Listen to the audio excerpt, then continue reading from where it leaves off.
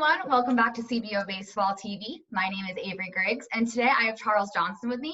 Charles Johnson played for the Miami Marlins for most of his career and continued on with the Los Angeles Dodgers. Four-time Golden Glove winner, the MVP for the 1997 World Series. Charles, thank you so much for coming on with us. Avery, I'm glad to be here. So let me just start by talking about how your career started. Why did you choose baseball? Well, I really grew up around a baseball family. My father was a baseball player. He played at FAMU up in Tallahassee. He played along with one of the great players as far as Andre Dawson, which was definitely one of my mentors. I grew up, my uncle, Roland Griff, he played at Southern University, and he played along with one of the greatest ball players, base stealers, is Lou Brock. And so I grew up around a baseball family. I lived right next door in Fort Pierce to Vero Beach.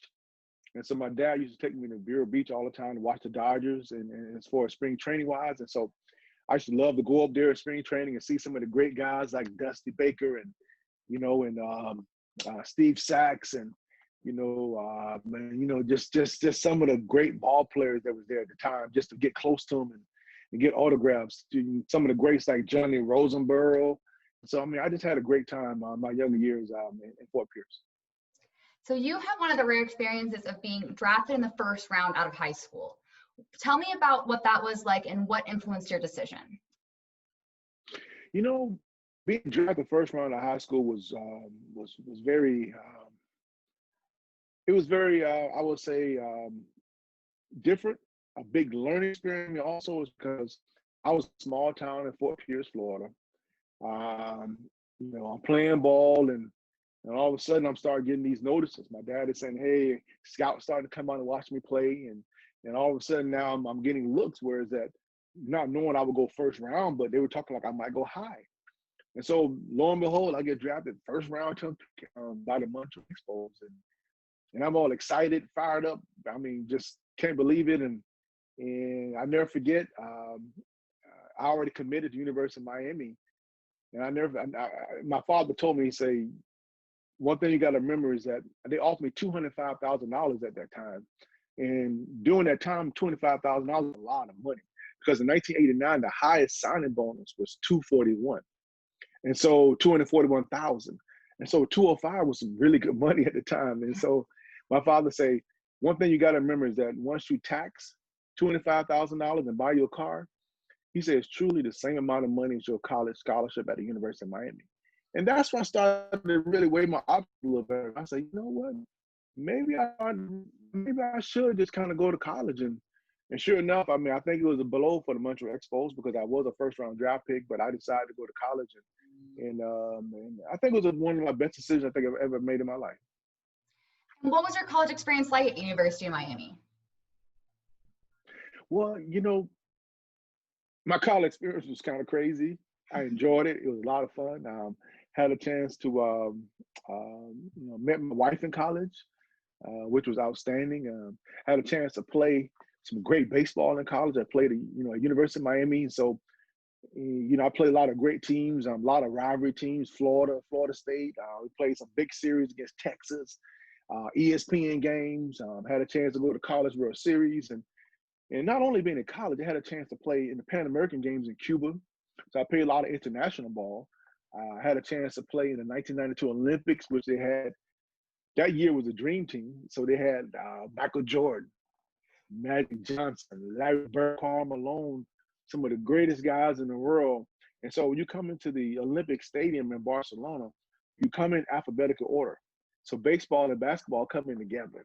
So I had a chance to walk into the stadium with some of the great players that you look up to all the time as far as basketball wise. And I looked at right at me, I see guys like Carl Lewis, and so you were there, really enjoying the experience of being in Olympics and wearing USA across your chest. And so my college experience was outstanding because I had a chance to really have that college life and really have a good time as far as being on a college campus, but at the same time maturing in the game of baseball.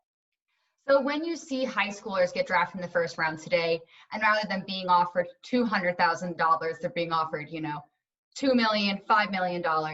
What do you advise them on doing? Obviously, every situation is different, but do you think that going to college bettered you as a person overall, or do you think that something in you always did wish you went right to the majors? When I look back on it, I think I made a great decision. I still, to this day, always recommend a young kid to go to college if he has a chance. Nowadays, they're totally different now, where now you have some of these guys signing 5, 6, 7, 8 million signing bonuses out of high school. And so, it's very difficult to get that kind of money and decide to go to college, because you can always go back to school, because where are you going to find that kind of money from? But at the same time, there's nothing like a college experience where you get a chance to really just be free and just have a good time and just enjoy. I enjoy my days of going to the Orange Bowl and at the University of Miami, because back then from 89 to 92, Miami football was one of the best in the country at that time. We was winning games just day in and day out, winning championships. And so it was so much fun to be on a college camp. And so I always tell a kid to go to college, because playing in the minor leagues is really difficult, because you're a 17, 18-year-old kid, and now all of a sudden you have to go to way up somewhere in Billings, Montana. And now you have to, nothing against Billings, Montana, but I'm just saying, like a young kid like me from Florida, having to go to Billings, Montana to pay your own rent. You have to find your own transportation. You hardly get nothing really for making money playing at the lower levels. And so it's a tough road. You miss your family. And so I'm always tell everybody, if you get a chance to go to college, enjoy the experience. So 1992 comes around and the draft comes up. What were you feeling before the draft happened? Did you think you were going to get drafted again, or were you not as sure this time? I was thinking I would get drafted again. Didn't know how high.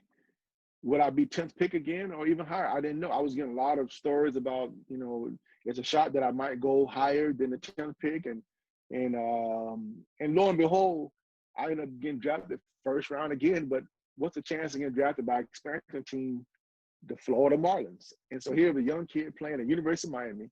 I get a chance to play in my hometown, the Florida Marlins. And so it was a dream come true. And for me to, for me to get picked by the Marlins and being in a hometown guy, it couldn't have worked out any better for me. And so, as you just mentioned, the Florida Marlins at the time were an expansion team. What were the challenges of being drafted to an expansion team, and also what were the benefits? I would say the challenges is that there were a lot of guys coming from other teams. And so really it was trying to put a team together. And so it's not like I was going into an organization where that I saw right off, my landscape in a sense. And so some organizations you can see a landscape where is that, like, if you get drafted by, say, the Yankees during the mid 90s and early 2000s, and you're a shortstop, Derek Jeter is sitting there right in front of you, and it's very difficult for you to play, right? Because you know the landscape. But at that time, you didn't know the landscape. So it works out well for me as a young kid, because now there are a lot of transactions going on around me. Guys are leaving, guys are moving. And so it's an expansion team. And so it worked out well for me because I had a chance to really come and show what I can do. My second year in the minor leagues, when I was in AA, I received a call that the starting catcher was injured, Benito Santiago, and it gave me a chance to come up for 1 week and really prove that I was capable of playing in the major leagues. And I came up and I felt like I did a pretty good job. And I think the organization thought I did a good job also, because in 95, they ended up getting rid of Benito or trading him off. And I ended up being the starting catcher in 95 after the strike year expansion. So, yeah, I think it worked out well for me. And so going back to the first time you were driving to your first Major League Baseball game, you're starting, what was that feeling like driving to the stadium? It's a lot of emotions, because you got to realize is that you practice, you play, and you prep yourself for this moment. And you're getting ready for this moment to be from Little League to Babe Ruth to high school to college. You're getting ready for this moment. And now you finally get that call. it's absolutely wild. It's crazy because the emotion go in because the one thing you tell yourself is, I know I'm good enough, but you never know until you get there and you find out yourself. And so there's always those nerves as it's going on. You're nervous and you're excited. Got your family coming to see you play, and they're excited, and it's something I never forget. Just the feeling of wow, all those days in the backyard. I'm just hoping and praying that I could be in the big leagues, and now here I am. And so it's surreal. It's a great feeling. And I have to imagine that 1997 was also a surreal moment for you when the Marlins make it to the World Series. What was that like? Tell you, that year was 97 was a wild year because we at the time, Hosinger, the owner, they traded for a lot of free agent players. They really guys from other organizations, and so we knew coming in that year we had a great ball club. We knew we had a great ball club. We knew we had opportunity to compete, in our division, because our division was very difficult. I mean, you got the Braves, you had the Phillies. I mean, so the division was really tough, and we knew we had a good shot at it. But to be able to win a World Series in '97, I think all of us may have said at the beginning, oh, we got a good shot at it, but you never know until you get into it. And I tell you what, '97 was a dream year for us. And then not only did you win the World Series, you were the MVP. What was that like? Well, how would that feel? Well, and being in the World Series and have a chance to, compete. I had some great series. As far as MVP, I don't quite know about MVP, but I feel like I had an MVP for World Series.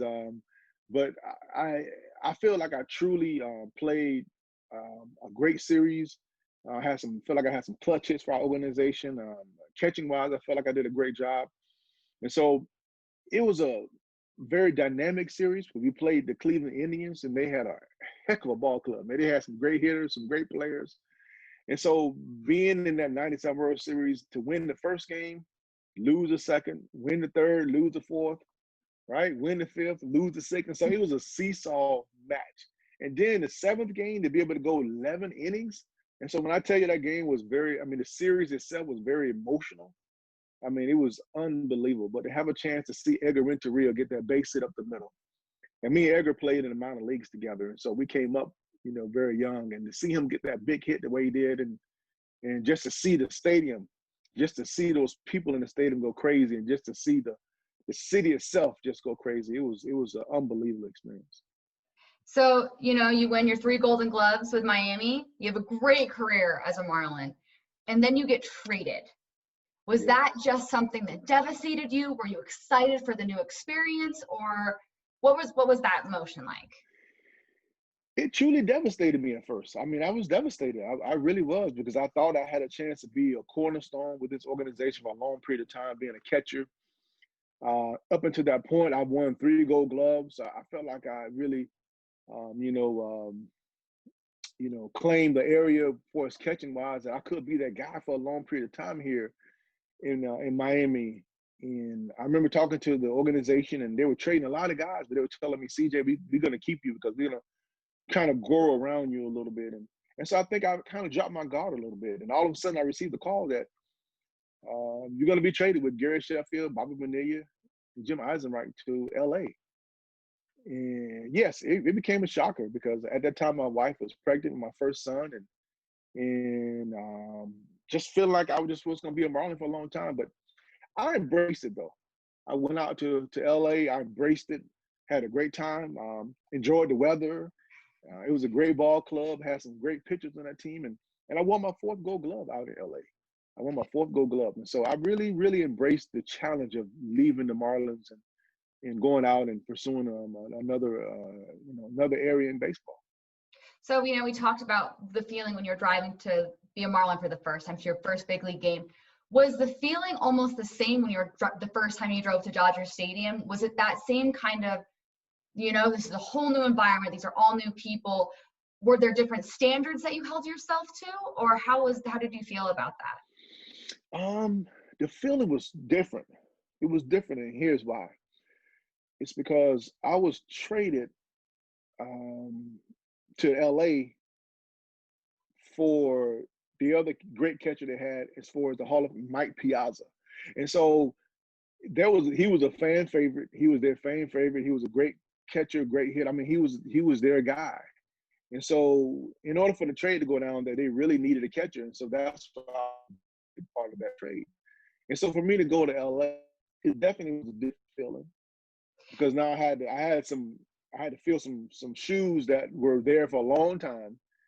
And that but I felt like I couldn't put extra pressure on myself. But yes, as a player, it's there because you recognize the fans know it. But at the end of the day, the fans of LA treated me very well. I mean, I didn't have no different kind of feelings about it. I mean, they really supported me. They backed me. I felt like I had a great time out there. But yeah, you feel that. I mean, you feel that trade. It's different. You're excited, but at the same time, you're a little nervous. I mean, because you have to go out in another environment and show that you're capable of doing what you can do in a different environment. Of course. And so when you made the choice to finally retire from this incredible career, not many players can go into retirement being just as successful as you are, two-time All-Star, a lot of credentials after your name. What was that decision like? It was a very difficult decision. In a sense, like, how can you be ready for it? I don't know if I was ready for it because at the time I was 34. I felt like I had more years left in me.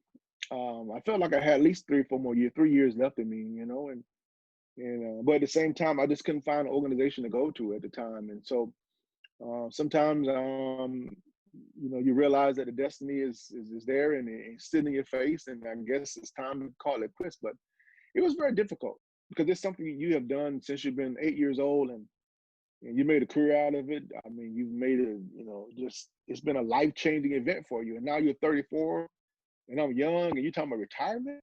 And so, it's kind of a shocker to you as a player. But at the same time, it's a tough pill to swallow, but only time will take care of that. I found out that only time can take care of those issues. And I just try to stay busy the best way I can. I had 2 boys. They were really busy in sports and they were playing basketball, football, and baseball. And I decided to come home and enjoy it, man. I just went places I never could go. When I was playing, I went to a lot of family reunions in the summertime that I couldn't make it. I went to a lot of cruises that I never could go on because of playing ball. And I just embraced my time and spent time with my wife and my family. And just live the life that I didn't have before. Yeah. So I think being a catcher is one of the most difficult positions to develop because I think catchers have such a unique view of the game. It's such a different position compared to any other fielder. What do you see now in catcher development that you didn't have that maybe you wish you did? Or if you were to train a catcher, what would you focus on? The catcher position has changed a little bit because of analytics, and that has really changed the way you see the game. Back then, it seemed like when I was coming up catching in the major leagues, it was all about the gut feeling. It was all about situations and how you feel and how things are. But now the analytics, the computer will tell you what's going on. It'll tell you where to set up, where to go. Things are almost mapped out before you really get to the field almost now. Whereas that before, it was almost like a gut feeling of things, how you should do it, and more of a reactionary kind of thing. And so, yes, it has totally changed. But at the same time, I don't think analytics can still take away some of the natural reactions of the game. And so I think that, as a catcher, I'm always going to teach a young kid to be mindful of their inner thoughts and their inner feelings of, this hitter looks different to me. This hitter, before the game, they were telling me he's not hitting fastballs inside very well because the analytics has said that. But today, I noticed he looks really good with fastball inside. So that's that gut feeling of knowing as a catcher, you feel it and you see it, and now you got to make a decision on what to do with it. And I don't think that'll ever leave the game of baseball because that's what you rely on a catcher because there's some things a manager, there's some things a computer, there's some things a pitcher can't see. but a catcher can see it. He notices. I can feel it. I can feel a hitter. You know, and so those things you can't teach. You got to be behind the plate. You have to understand it and know it. And so I was told to ask you this question by Mario himself. Uh-huh. I heard that you had an experience coaching first base in the Bahamas. What was that like? It was interesting. You know, I've never really coached first base before.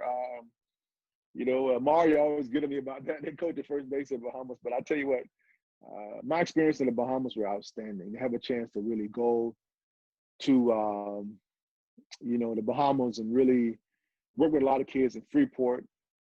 Very impressed with a lot of young kids in Freeport, their talent, their knowledge of the game. You know, it was just outstanding. Because I've been going to Bahamas for a long time. My wife is family's from the Bahamas. Most of them really from Nassau. I got some from Freeport, and so yes, I've been going there since like say 1990. I've been visiting the Bahamas, and even back in the years when I played, I really gave out awards back in Nassau as far as the place Freedom Farms, where I used to give out the best catcher awards. Back in Freedom Farm, so a lot of young players in Nassau.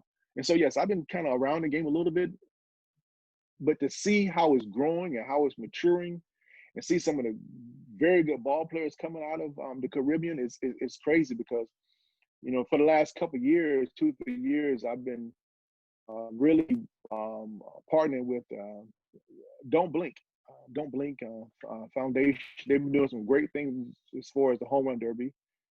And it's a home run derby on the ocean, and they raise money for breast cancer. And so I've been part of that. But being a part of that, the Charles Johnson Foundation, I really had a chance to really see up close a lot of young players from the Bahamas that's in the minor league baseball right now. And there are many ball players that people don't know that's from the Bahamas that's in minor league baseball. And so yes, I've been very focused and locked in on these young kids in the Bahamas, and hopefully it will continue to grow.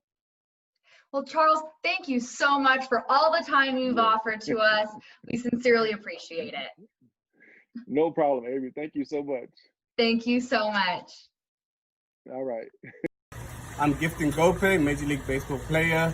Please support international baseball by subscribing to CBO-TV.